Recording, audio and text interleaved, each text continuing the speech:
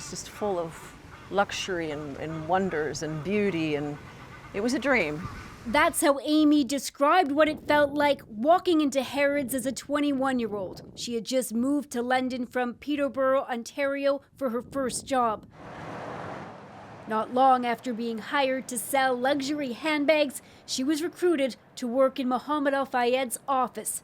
It was very, very well orchestrated. Amy spoke out to a group of Canadian journalists, but we aren't identifying her because she's one of dozens of women who've accused the now deceased billionaire of sexual abuse. How would you describe how his behavior changed around you? Well, he became very possessive. I remember feeling that it was just, you're mine now, you're mine now. She and other women have said that the former Harrods owner made them go through medical tests, including invasive gynecological screening.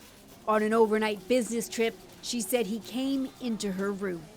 He proceeded to get into this bed and on top of me and assault me with clear intent of raping me without any doubt in my mind. And I had a moment, and I just said, if my mother only knew.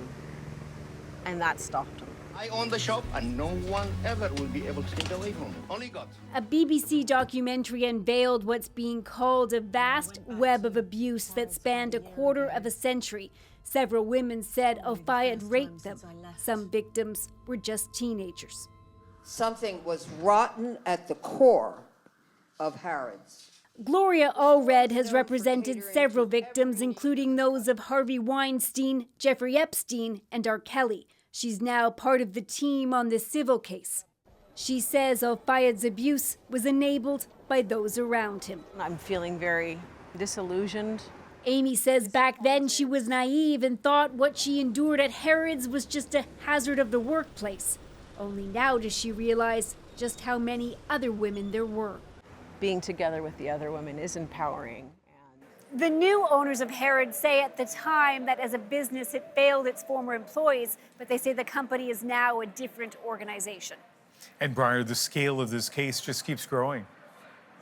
That's right, Ian. More than 100 women have come forward, at least 3 Canadians. And there were rumors swirling about Al-Fayed's behavior while he was alive. The police investigated him, but he was never prosecuted. And the women's legal team say that's in part because his former employees were threatened and dissuaded from speaking out. He died last year, and these women will now pursue civil cases. Briar Stewart in London.